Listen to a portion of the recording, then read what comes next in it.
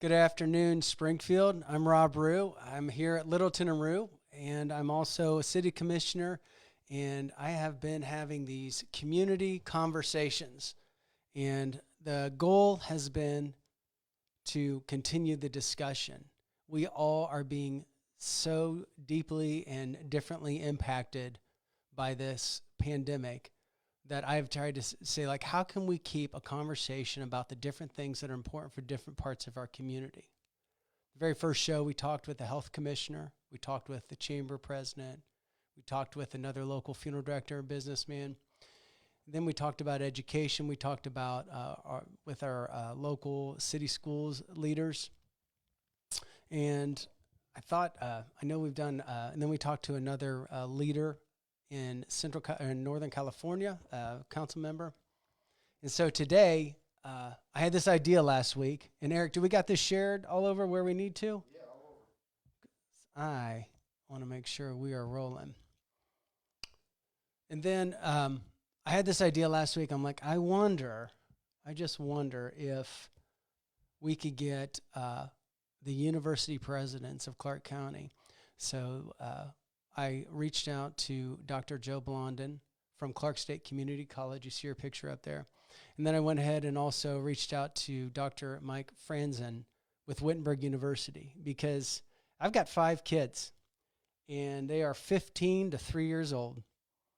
And my wife was on the show a couple weeks ago. She's passionate about education, and we've been talking about this. And so I thought, what an opportunity for local leaders of some of the most important organizations in our community to talk about how the pandemic is affecting them. So I decided, like, why don't we talk about how the pandemic is affecting higher education? So we're going to be reaching in and talking to these 2 great leaders. But I just want you to know that this is a great opportunity for you to ask questions. Eric Matt is here. He's helping me produce this. And he's going to put your questions up as we're going along. And that's going to give these 2 leaders an opportunity to answer them. I've got a few myself. I'm going to go ahead and give them a call here. We're going to put them on the phone and talk to them. And so I'm going to go ahead and call you, Joe, first, and get you on the phone. Then we'll go ahead and merge Mike in and make this work. Hi there. Hi, Joe. How are you? Yes. Good. How are you? Good. I'm going to go ahead and call Mike right now, and then we're going to both be Okay. on at the same time. Thanks for coming on.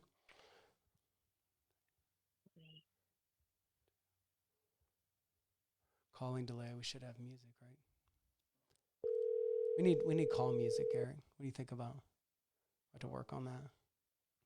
Besides the dialing. Mike? Good afternoon, Rob. Hi, Mike. Let me go ahead and merge us all together. Okay. Dr. Joe, Dr. Mike, are you there with us? Yep. Excellent. I'm here. Well, let me first say, I want to thank you both for taking time out of your busy schedules during a very unusual and busy time of all our lives to come on here and just talk and share. And we had good conversations the other day, and I really appreciate you spending the time. So I want to just really appreciate you doing this. I want to thank you.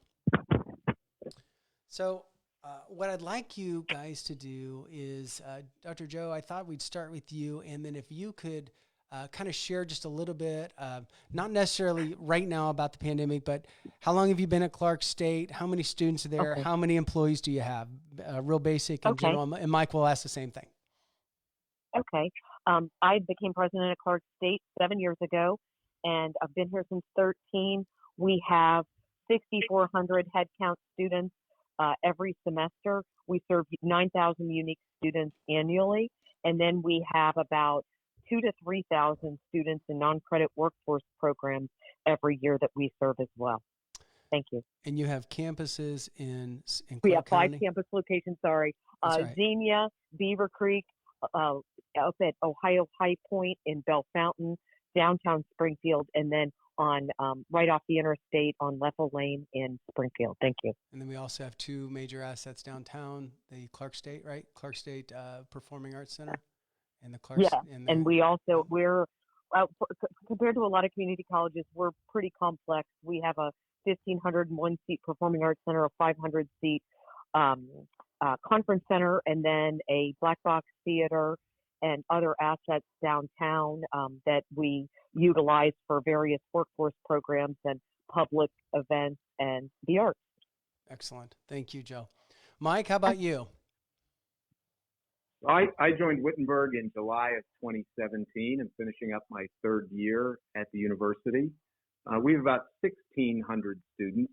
That includes about 1,500 traditional undergraduates and students in 3 different graduate programs, non-traditional students working on degree completion, and also college credit plus students. Excellent. How many Unlike employees? Joe Alice, we're in a single location just north of downtown Springfield. Mm-hmm. And then how many employees? We have about 360 employees, not including our students. Over 1,000 of our students work in campus jobs of one variety or another. Yeah, excellent. Excellent. And when we're looking at, just for people that are watching and so maybe understand, we have a president of a community college, we have president of a liberal arts university, and so we're going to have a couple different perspectives as we're going along and talking. So as you guys are, if you're going to ask some questions online, I just want to encourage you to kind of think about that. And I know that each one of these schools are being hit in different ways. So Dr. Joe, if you would go ahead and say, so the pandemic hit, major changes were happening. What happened in your first couple of days of realizing this was going to be a very large shift in how we're doing things? Right. Okay. So we actually started planning for this in mid-February. We had been watching the developments in China since late December, early January, and we were following and tracking. And we had actually done, ironically enough, some tabletop exercises on campus around a pandemic. So that's a little bit crazy to think that we had actually done that in addition to active shooter and tornado and all those other scenarios. But we had begun our planning in February, and when the pandemic really hit Ohio and the state began when they canceled the Arnold to the public, and then when Ohio State made the decision to move everything fully online, we were about 2 minutes behind them because Clark State I believe it was the 9th or the 10th, made that announcement to move everything online. And just to kind of give everybody a perspective on what that means for us to move online, 38% of our classes are already fully online. And so we have a very strong IT infrastructure at Clark State. And all the faculty members already have what we call Blackboard shells, which means that they have the capability to move their curriculum, migrate all their curriculum online. So we had to migrate 1,000 sections online. We did not extend spring break. This all hit during the early part of Clark State spring break. We asked the faculty to do that, and they did it by the end of the week. Classes were ready to go on the 16th, and I make it sound like it was turnkey, easy, and perfect. And of course, we've all had our challenges, and many of our students have some barriers such as technology and their access to Wi-Fi, et cetera. And so we had to work through all of those issues and are still working through those issues. But that's really how we pivoted very quickly. And so I would say that it happened. We were very decisive. We moved very quickly. But I think that the planning to come back is going to be the real challenge, and we're doing that as we speak. So yeah, thank you.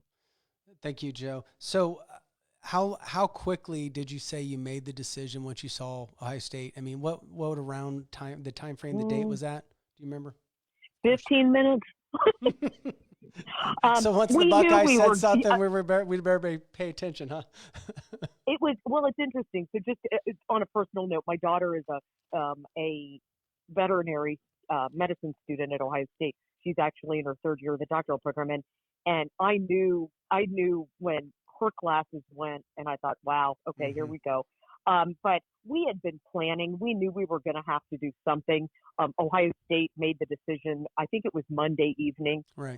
Very late. And the next day, we were ready to make that decision. And so it was extremely quick to go online. But I would say that all of us, every higher educational institution has been in some planning process in the event that maybe not this specific situation Yeah. happens, but something happens, and we all have business continuity plans, et cetera, and we have 600 employees. Mm-hmm. So trying to figure out the work from home piece, that comes later. Yeah. So I will say that was more of the lag than the classes were the lead. Mm-hmm. The employees working from home, we did have, those types of challenges had to be figured out. But of course, we wanted to take care of all our people. We didn't want anyone on campus.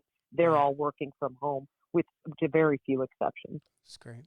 So, Mike, Wittenberg University, big things are coming. The first 2 days when you realize things have to change on my campus. Yeah, I think we were probably a little bit more deliberative than Dr. Blondin. So much of what we do at Wittenberg is about that face-to-face experience, about those close connections between students, faculty, and staff. And we don't have 38% of our classes online. We have very few of our classes online. So it was, a little bit more deliberative approach. Similarly, this kind of all unfolded during our spring break. So students were not on the campus, right, Mike? That's correct. Okay. Students were not on the campus. We made the decision pretty quickly that we were going to extend our spring break by a couple of days to give faculty some time to pivot a little bit. We weren't going to have the students come back. As we started getting into it a little bit, decided we needed a little more time. We didn't have the infrastructure in place to move that quickly, and extended our spring break by a full week. Getting that educational program going forward remotely was the top priority. And, as Dr. Blondin said, that was the lead. Things about work arrangements for staff and others followed that. We really wanted to prioritize continuity of instruction, continuity of learning, and make sure we could get that in place and do it well. So we took a little more time. We didn't start back up with classes until the 23rd of March. I think it was time well spent. And, I think the creativity and flexibility of our faculty and staff and students has shown through, and we've been able to make that change. We all miss being together, but we're doing well with what faces us right now. Yeah, that's good. I mean, I like the fact that how you have totally different things. You've got students that they have their items on campus. You have rooms. You have how many students are on campus on a regular basis? How many students live on campus? So almost all of our students live on campus. So what's that number? We have about 1,450 who live on campus. Mm-hmm. Yeah, a completely different experience, and I can appreciate how this is going to be a totally different way to make this decision. So as you began to meet, Mike, we'll start as you began to meet with I assume all your senior staff and of course the board. What were the first couple of decisions that I never thought I'd have to make this decision? What were those decisions that, if you could share about the school? Yeah. Well, I think for us, online instruction is not part of our DNA, and in fact, our words for that are remote instruction. Mm-hmm. And I certainly never thought at a place like Wittenberg we would ever be shifting to remote instruction. No matter how many tabletop exercises we've gone through, no matter how many business continuity plans we've thought about for, as Dr. Joe said, active shooter or natural disaster, the far-ranging and long time impact of this was really something that I certainly never contemplated, to be perfectly honest. And I think that's true for our community. Yeah. I think that's one of the reasons I'm so pleased and impressed and humbled by how well we've been able to make that move. We initially said that we hoped to have students come back after a few weeks. Certainly, as things unfolded and as we got more information, more guidance from Ohio Department of Health, from the governor, CDC, others, we realized that we weren't going to be able to do that, and it was going to be better for us to make the decision sooner rather than later to just say we were going to be remote for the rest of the semester. And I think resolving uncertainty has been a big part of what we've tried to do. There's plenty of that out there. There's been plenty of conflicting guidance and changing guidance. And so, one of the things we've tried to do wherever we can is resolve uncertainty for people, while also being realistic about the dynamism that this situation presents, and the fact that things will continue to change, and we're all going to have to stay flexible, stay creative, stay patient as this evolves. Yeah, thank you, Mike. So Joe, we're a month into this. We're 6 weeks into this now, and I think every not just educational systems, not just our city school systems, and not just our universities and businesses, everybody has been forced to jump outside of the box and start thinking. Would you agree? Mike, you probably would too. Joe? I'm sorry? No, so can you ask just the last part of your question? That's all right. I heard we've all been thinking out of the box. Yeah, so we've all been forced to think out of the box because now Right. we're 6 weeks into it. All businesses Right. and school systems and educational systems are now forced to think outside of the box. After World War II, and this for both of you probably understand, after World War II, our educational system completely shifted from a one-room type school system to more a systemic approach, right? Right. So now, what would you, in a creative way, what would you think? How do you think this is going to change how we're looking for Clark State, for President of Clark State? How do you think this is going to change for you? And is it going to be as dynamic as a shift after the education system shifted back in the 40s? That's a really good question, and the answer is I think that a lot is going to change about higher education. There's no doubt about that.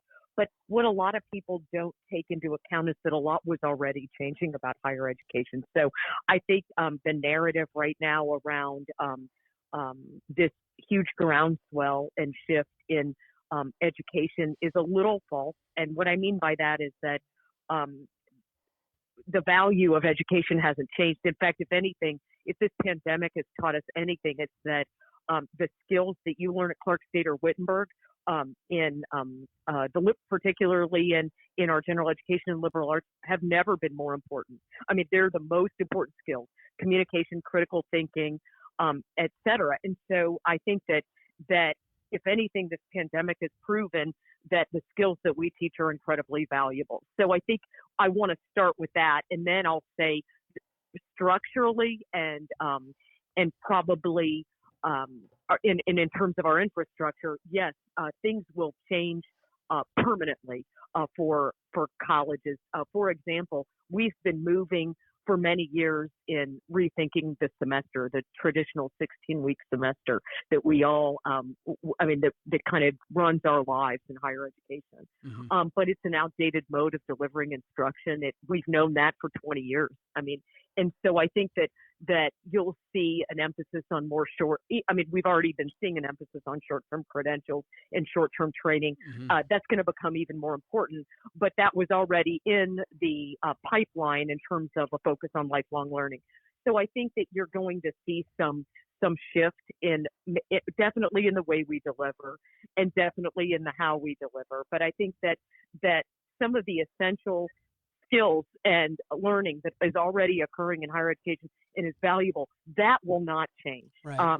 And I think that if anything, this whole process has really reinforced what we teach. The last thing that I will say, though, is when we look, because Clark State is focused so much on workforce education and development, when you think about the way that, when you think about the jobs we're instructing for, because we have wide swaths of our campus that cannot gain instruction right now. So think about our welding program, our fire science, police academy, welding. I can go on and on.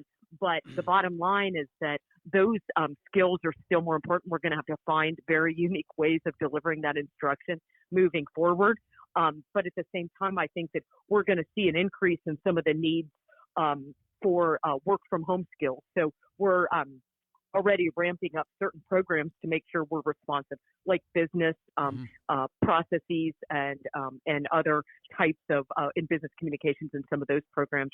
So in fact, we just started a contact tracing workforce program. We did that like within a day. So those are the kinds of pivots we already make anyway. But I think that the skills and the learning that occurs have never, ever been more valuable. So I don't know if I answered your question, but I at least expressed my opinion. No, that's fine. So what year did Clark State start in Springfield, Clark Tech, back in the day? Technically, it was chartered in 62. So in 62. The first building, 62. Yeah, okay. Really. So Mike, you had classes on Wittenberg campus during World War II and after, while the education system was changing, correct? Yes, we've been around since 1845, right. Celebrating our 175th year. This is a big year. That's great. And so in doing that, the liberal arts universities have, in the Wittenberg College back in the day, that they saw the shift and they weathered the storm of the shift. Do you see a major shift happening for liberal arts universities? I'm a graduate of Heidelberg College, Heidelberg University.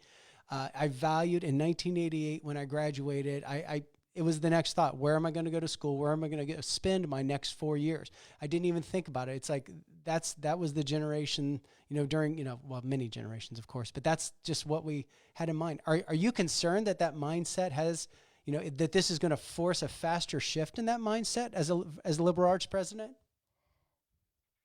I first would echo what Dr. Blondin said. The skills that really are at the core of what we teach at Wittenberg, what they teach at Clark State, the core foundation of higher education is communication, critical thinking, emotional intelligence, being sensitive to other people and their points of view and how they view the world, and the ability to take information from disparate sources, sort through that, find the intersections between it, figure out how to solve problems. And that's more important today than ever. It's always been important. It will continue to be important. And I think that the way we teach students to prepare for those sorts of things is timeless. I think what may change for us is ideas about time and place. Right? Can we do some of those things asynchronously?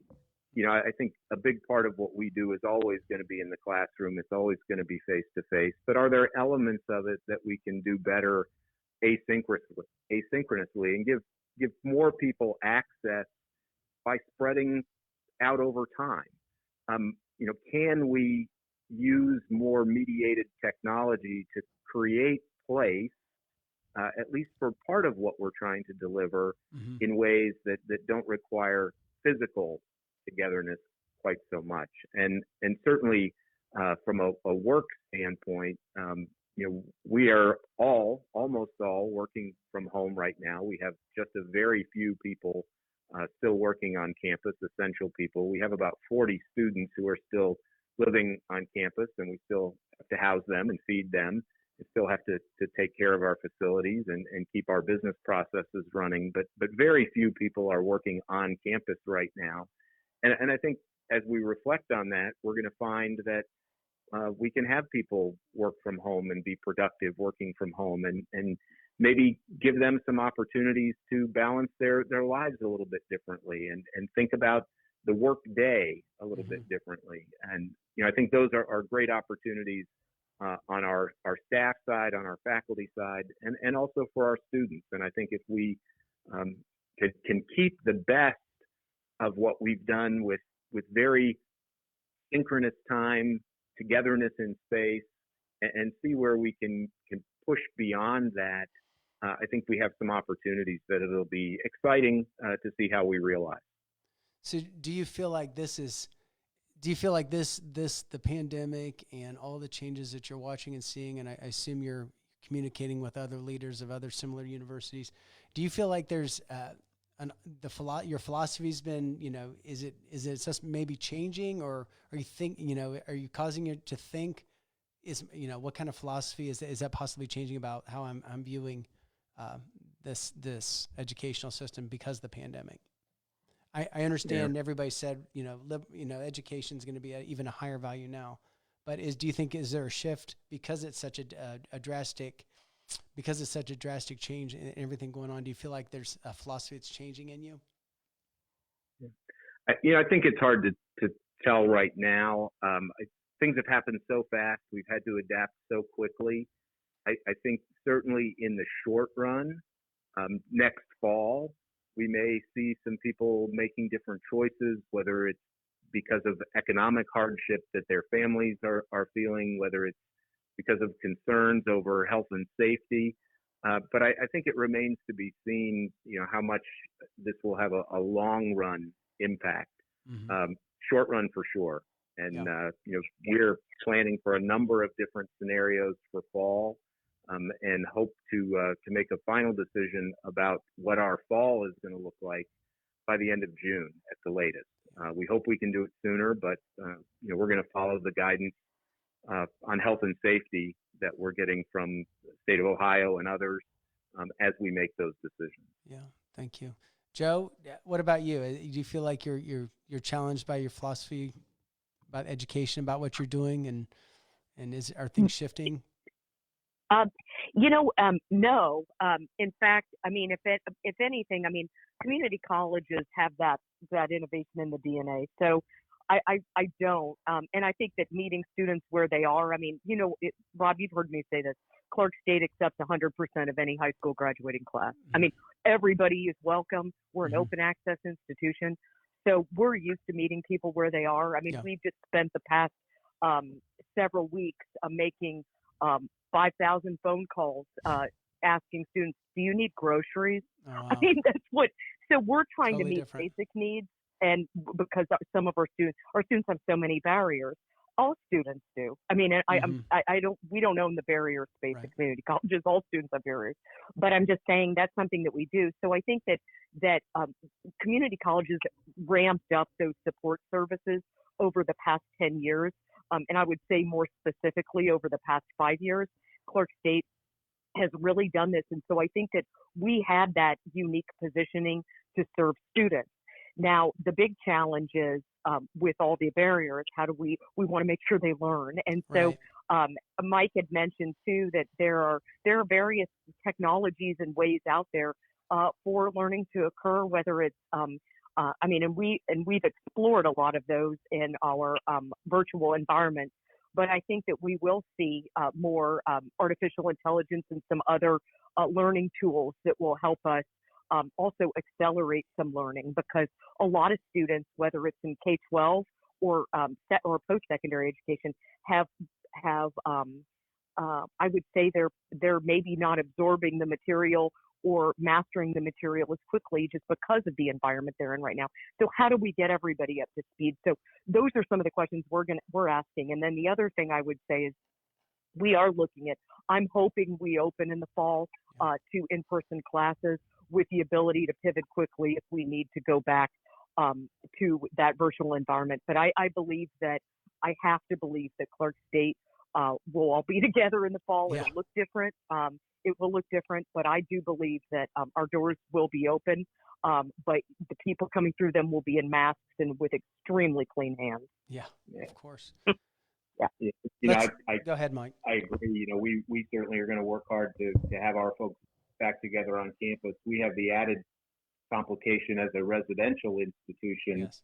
of, how do we have people living together, dining together, and we're working Right. hard to understand how we manage that, what we'll need to do to accommodate that, and be ready for our students, faculty, and staff with the precautions we need, with the appropriate hygiene, with appropriate masks, tracing, testing. Right.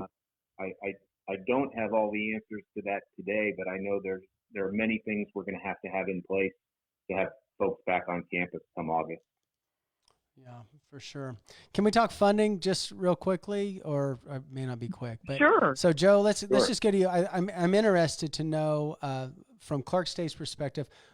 Can you just percent break down your funding sources in general? Sure. Yes.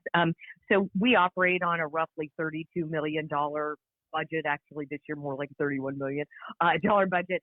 About half of our funding comes from the state of Ohio Mm-hmm. through 100% performance-based funding model called State Share of Instruction (SSI), and Okay. then roughly half comes from tuition and fee revenue. And then we do, of course, we operate the Performing Arts Center and the Conference Center, but those are really break-even operations.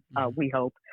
So anyway, that really is the funding model at Clark State. So we don't have a local levy. We don't have we receive money through the state of Ohio and then through tuition and fee revenue. So if this is a question you can answer, but so what cuts are you seeing at the state level? What do you project you're going to experience in 21? Yes. Are you able to share? Yeah. And I'm happy to share. And I did a community conversation yesterday and opened it up because I know, I mean, the taxpayers of Ohio have questions, and we're trying to answer them. So anyway, Clark State is looking at a 20% cut in the state share of instruction in the payments that would be made to us April, May, and June. So that will. The equivalent of that is approximately $800,000 will be cut from our fiscal year 20 budget. We can handle it. We can handle this. Okay. Of course, everybody's concern is fiscal year 21 and what that looks like. I believe the governor will recommend another 20% cut in the state share of instruction for the entire fiscal year, which is $3 million for Clark State. That's going to be a challenge for us, but we'll meet it. We have looked at our CARES Act money and what's allowable. Of course, we have reserves. We never want to dip into those, but if there ever were a time to take a look at your reserves and maybe just use a little bit of them, this would be that time. And this is so I think that we're looking at various ways of addressing that. We do have the advantage in some ways that only about 72% of our budget is in personnel. And so we have some space, some equipment, and other expenses that we could cut, but you can't cut. $3 million is significant, and that really is cutting into bone. But we'll figure this out, and we're here for the community, and we have a great board of trustees who is helping us through this process. So we'll get there. Yeah, thank you. And hopefully it'll turn around. Yes. Mike, how about, can you break down Wittenberg's funding structure and where where you receive funds and what's eligible to you? Sure. So we're very dependent on student charges, tuition fees, room and board. Those make up about 80% of our revenues. The balance of the revenues, the largest share, about another 15%, is either from gifts that come in a given year or from earnings on our endowment, the accumulation of gifts over our history and the support that provides us today.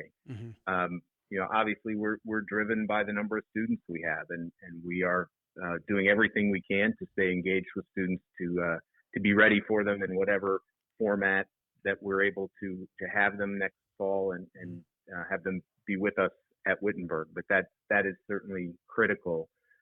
Similar to Dr. Blondin, about 70% of our expense is related to personnel. So we do have some opportunity in more discretionary expenses for savings, but we're already pretty lean as an organization, and this will be a challenge for us to adapt. We don't get a lot of money from the state. Our students get some support from the state through the OCOG grant. We're concerned about what may happen with that and how that may change for them and what impact that will have on them and on us. But we don't have the state budget component that Clark State does. Do you, as a private university, do you qualify for any of the programs that the government has put out, the feds or the state?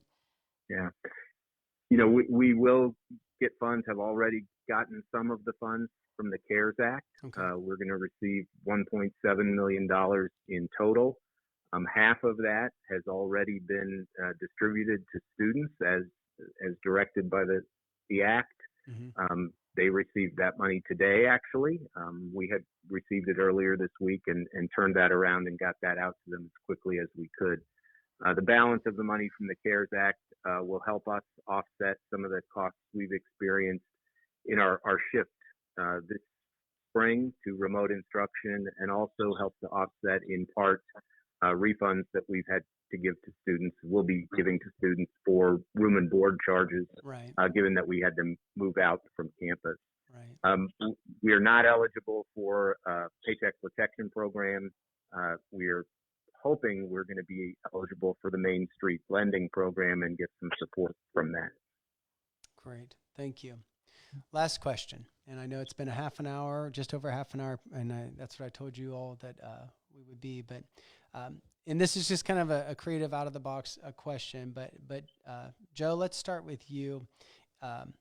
If money were not an object, and don't you love those questions, right? But if money were not an object in producing the student, what creative thoughts do you have that will be coming out of this pandemic? Like what, if you just had no barriers and to create the kind of student that you and your leadership could create?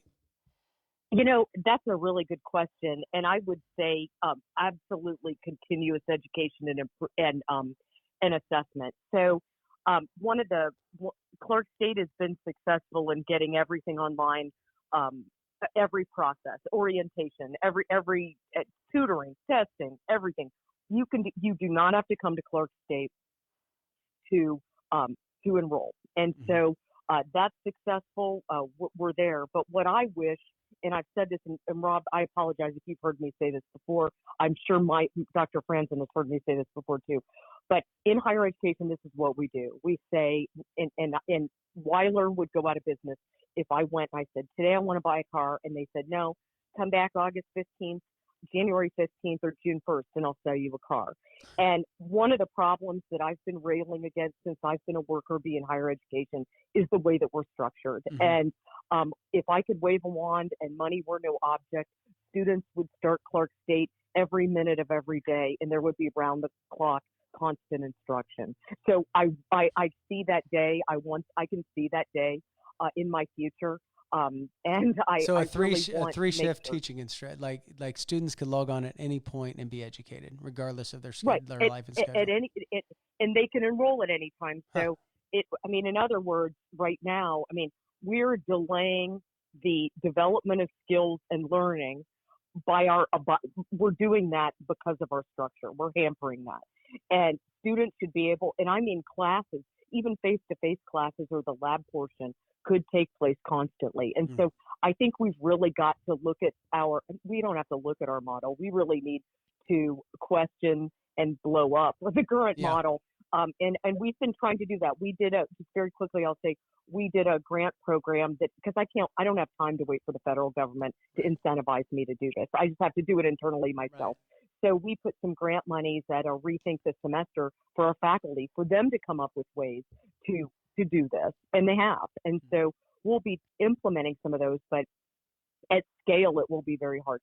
So I would that's been my dream since I became an English professor, back in the early 90s or mid 90s, mid 90s. But anyway, but that has been my dream, and I really want to have that kind of continuous opportunity for students to jump in and jump out, log in and log out, whatever it takes to get them the skills they need quickly. So thank you. Thank you. Mike, 2 questions before we finish that. I'm going to ask you that question, but before, the way that a liberal arts university or university would get students is different than Joe's. Like, you can apply and you're in. Not so at Wittenberg and other schools that are like that. So what kind of, with school stopping and, seniors couldn't graduate, they did graduate, but they couldn't do it in the traditional way. They're already being beaten over the head with like, okay, I have to step out of the box because I can't do this traditionally. So how are you getting students now that everything is kind of shifted and that all the timelines changed. How is a university like Wittenberg going to get students to come to the school now? I probably didn't say that well, but I'm trying to. It's just recruiting, and you hear sports is like, when sports ended early, people were like, well, I needed that final season to get into the school I wanted to get in. I'm sure your coaches were faced with some big changes there as well. So I do want to know that, because your model of getting a student is totally different. How are you going to recruit and get students? And recruit's probably not the right word, but, and then also what changes have you seen in the sports program because of this? Yeah.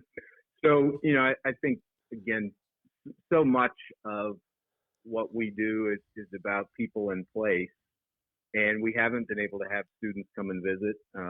Every April on our campus and on campuses like ours is a series of visit days for students and families where they have a chance to get to know us better and get to know each other and see who their student peers might be, and develop a deeper connection to the place. And that's something that we've certainly lost in a physical sense this spring.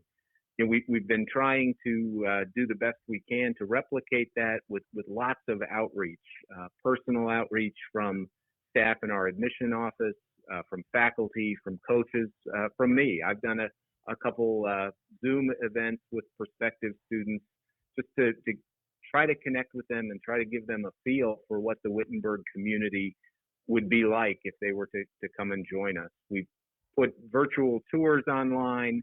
We've had faculty do Wittenberg minutes to talk about their courses, talk about how they support students, and really tried to engage people in ways that we can in this time of social distancing and only essential travel, and the inability to gather on campus in the ways we'd like to do. Certainly for our student athletes, those who are in spring sports, those whose winter seasons were still unfolding. Our men's basketball team reached the Sweet 16 and the season ended. We had track and field athletes who were actually on location for the national championship, and the meet was canceled. So, certainly hard for those students. We're missing commencement as an event, but I think if we all think back to our last semester, the last half of our last semester in college, there are a lot of memories that get created, and this will certainly create memories, but they'll be a little bit different than they might have been had we all been on campus. Our coaches continue to stay engaged with our current athletes, with our prospective athletes, and I think we're eager and anxious to get back on the field or the court. That's a big part of who Wittenberg has been since the 1800s, and will continue to be for sure. So money's no object, Mike, and you have an opportunity to be creative with your thoughts or share your thoughts in creativity about, coming out of this pandemic. Is there a way that you would produce students or have, the effect on students following this pandemic if money was not an object? Yeah. I think similar to Joel, it's about access. Mm-hmm. If money were no object, I would work to create ways to increase access. I guess I can't imagine being able to start every minute of every day. Mm-hmm. Maybe my paradigm is too set in our residential liberal arts college experience, but I think we need to constantly be thinking about how to improve access to that. Mm-hmm. How technology can help us improve access to that, how time can help us improve access to that, and that would be where I would go for sure if money were no object, if resources were no object. I think the most valuable resource at a place that's people driven is people's time, and how can we make it easier for time to get extended, replicated, shared in ways that don't disrupt the lives of students, faculty, or staff, mm-hmm. but again, increase access and make it easier for students to be part of our community. meet them where they are, invite them in, and connect with them in ways that go beyond what we can do today. That's good. Thank you. I don't want to keep you, either one of you, any longer. Joe, do you have a final thought or something you wanted to say? I didn't, for both of you, I didn't even bring up Urbana. We don't need to talk about it, but that would be another 15 minutes. But yeah. And we just, I mean, all students, I mean, I support all students, but what I will say is that Clark State takes very seriously its role in our region and in developing the workforce, but also one of our guiding principles is around diversity and equity. And I would also add to that is just a pinnacle value of what we do every day. And we're really proud to serve all the students that we serve. And I hope some are listening because we really appreciate them so much. And that's really my final thought. But to make sure that everybody understands that Clark State is focused around those key, our mission, of course, but diversity and equity as well. Thanks. Thank you, Joe. Mike, any final thoughts? You know, I think like Joe Alice, like Clark State, Wittenberg wants to be a member of this community, an asset to this community, to celebrate all of the richness and diversity of Springfield and our surrounding community. And that's a core value of ours, to be a good citizen and be welcoming to all and accepting and ready for all. I think, you know, another thought that I would add, and we didn't get a chance to talk about this today, is something that Dr. Blondin and I have talked about, and I think I hope this accelerates our ability to find opportunities to collaborate with each other and make connections with each other and help each other. We've done a little bit of that. We've talked about it, and this is a great opportunity for us to push that even further. And I know that Dr. Blondin is committed to that, and we will find a way to make it work. That's awesome. Absolutely. And we're both important to Springfield. I mean, and Springfield's important to us. I think that's the message. And of course, we have a number of students who want to pursue their 4-year or their bachelor's degrees. So yeah, this is a really huge opportunity for all of us. Thank you so much. And Mike, thanks for saying that.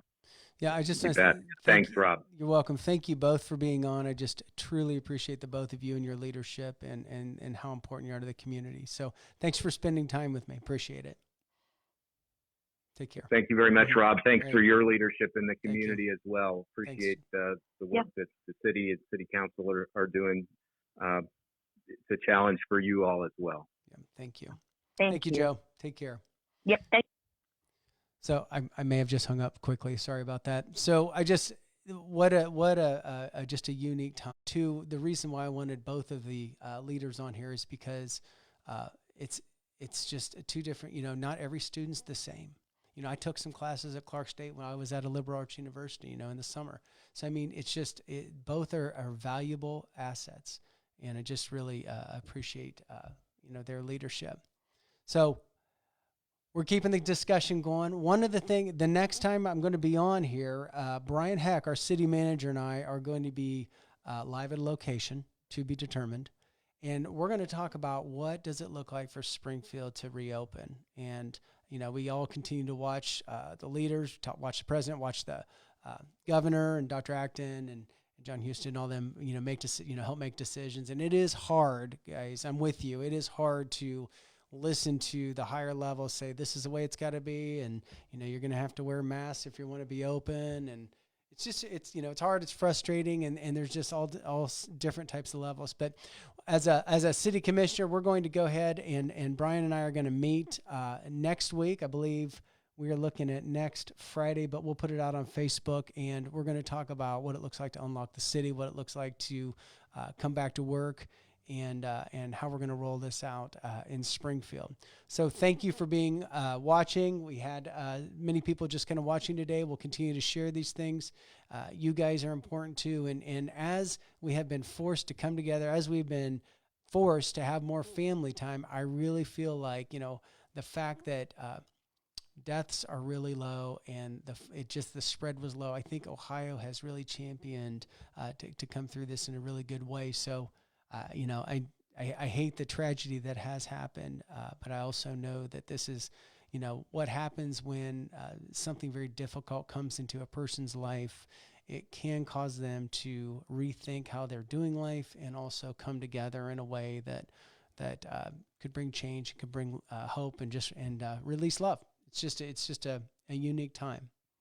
So my heart's with you guys, and I appreciate coming on here and discussing and paying attention, and I appreciate you. And take care, and we'll talk to you next week. Thanks. Bye.